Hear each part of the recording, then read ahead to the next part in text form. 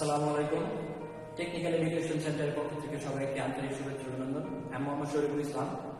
আজকে পদার্থবিজ্ঞান 1 দ্বিতীয় পাঠ 8 থেকে 15 অধ্যায় সুপার সাজেশন দেব ইনশাআল্লাহ। আশা করতেছি 1 থেকে 15 অধ্যায় ফুল কোর্স শেষ করলে তুমি 80-90% না 95% মার্ক তুমি কমন ফলাতে পারবা।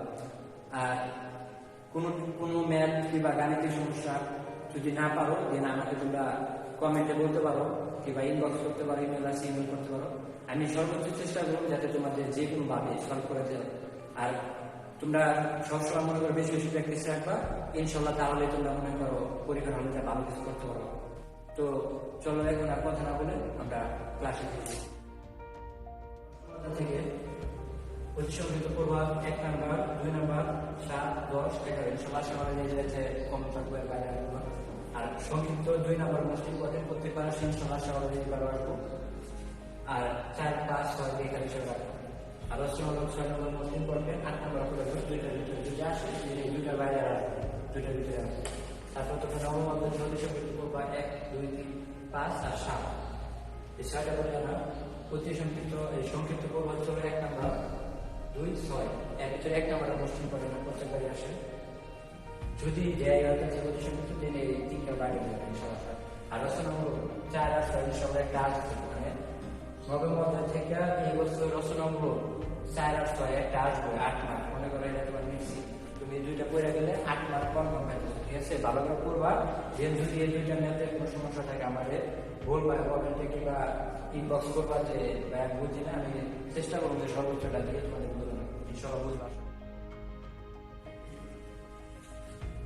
তোমরা 8 9 অধ্যায় শেষে 10 অধ্যায় থেকে প্রতিসংখ্যিত 5, 7, 9 এই আমি 7 আর 9 দিচ্ছি। এই জায়গাতে 5 মোস্ট ইম্পর্টেন্ট। এই 3টার ভিতরে সরাসরি যে প্রতিসংখ্যিত একটা আর সংক্ষিপ্ত মাত্র একটা বলবো এদের থেকে 2 নম্বরটা রচনা 2 আর 3 যদি রচনামূলক আসে তাহলে এই দুটার ভিতরে আসবে প্রায় আসার সম্ভাবনা। আর 11 অধ্যায় প্রতিসংখ্যিত প্রমাণ 4টা 1, 2, 3 আর 13। আর সংক্ষিপ্ত 3 নাম্বার মানে 2 আর 3 পড়বা, এর ভিতরে 3 নাম্বার হচ্ছে মোস্ট ইম্পর্টেন্ট। যদি এর যাতে কোনো কোশ্চেন হয় যে এর যাতে সংক্ষিপ্ত রচনা যেটা আসুক তোমার 3 নাম্বারটা এর বাইরে আসবে আশা করা। আর যদি আসে 2 নাম্বার আর রচনামূলক প্রয়োজন নেই হচ্ছে। ঠিক আছে, তোমরা বেশি বেশি বাসায় প্র্যাকটিস করবা। যে এই অধ্যায়গুলোর ভিতরে কিছু কিছু ম্যাথ আছে, এই গাণিতিক সমস্যা আছে, প্রমাণ আছে, এগুলো আমাকে বলবা।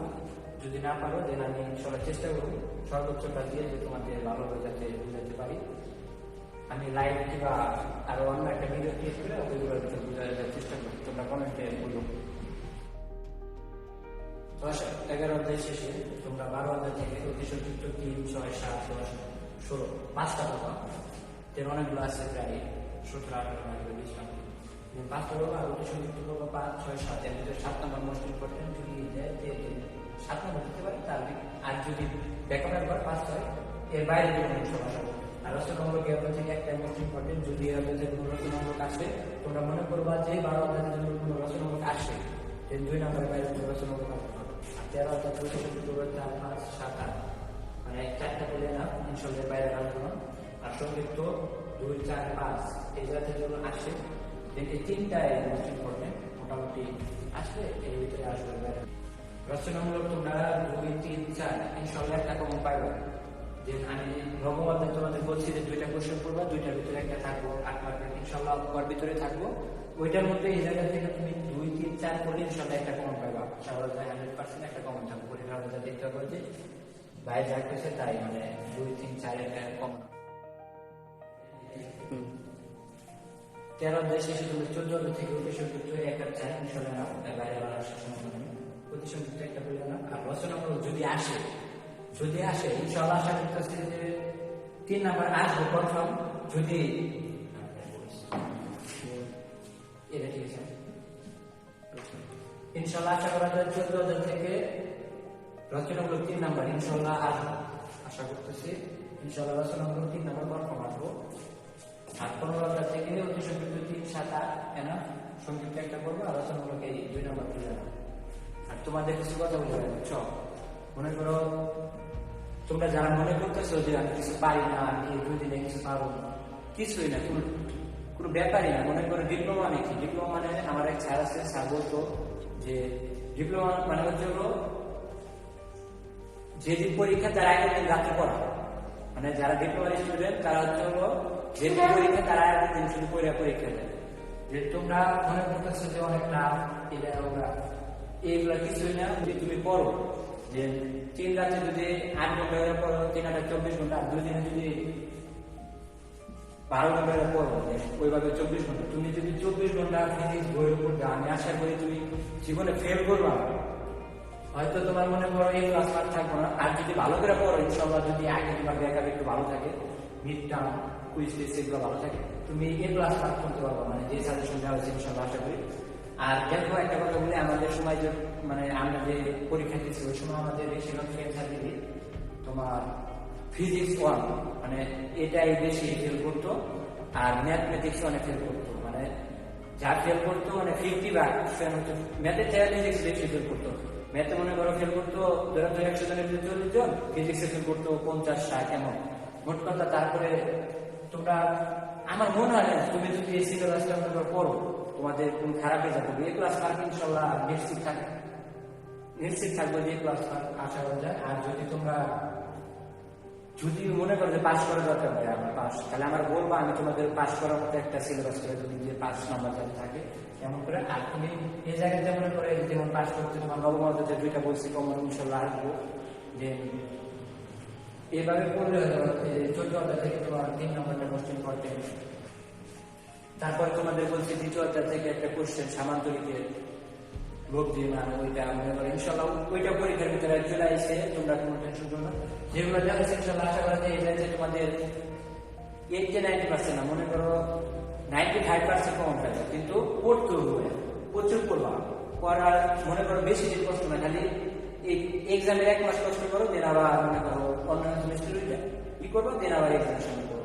কিন্তু পড়ালেখাই করবে না, এক্সামের সামনে আসে পড়বা, রেগুলার পড়তে হবে। লাইফে কিছু ভালো কিছু করতে হলে মনে করো তোমার রেগুলার করতে হবে। আর যদি চাল যে না ডিপ্লোমা পাস করলে হয়, তাহলে তোমার মনে করো যে পরীক্ষা তার আগের দিন রাত্রে করলে মনে করো ডিপ্লোমা হলে পাস করতে পারো, কোনো টেনশন নেই। কিন্তু ভাই সব ইঞ্জিনিয়ারিং কিন্তু মনে করো জব পায় না।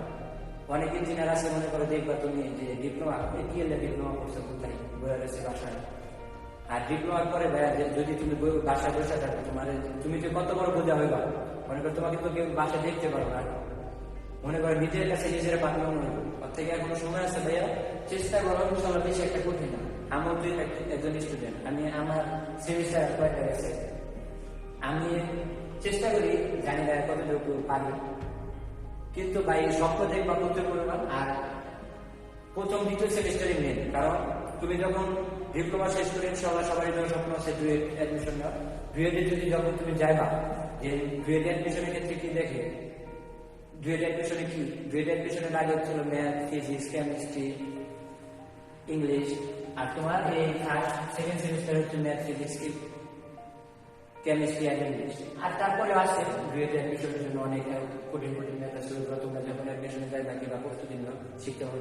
কিন্তু ভাই তোমাদের কাছে আমার হাত ধরে রিকোয়েস্ট, তোমরা এই আপাতত যে কয়দিন আর মনে করো ঘোরাফেরা করো না, যে তোমরা যেগুলো দিছি আমি চেষ্টা করতেছি তোমাদের জন্য যত কষ্ট করে মনে করার চেষ্টা করতেছি, যাতে আমি আর দ্বারা আমার নিজের দ্বারা কোনো 2-4টা ছোট ভাই মনে করো হেল্প হয়, আমি যাতে তোমাদের হেল্প করতে পারি এইগুলা ভাই।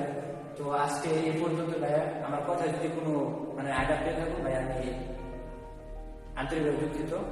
তো আজকে এ পর্যায়ে ক্লাস শেষ, ভালো থাকো। আর আমার পেজটাকে সবাই বেশি বেশি লাইক কমেন্ট আর বন্ধু বান্ধবের মাঝে শেয়ার করে দিও। তো আজকে এই পর্যন্ত শেষ, আসসালামু আলাইকুম।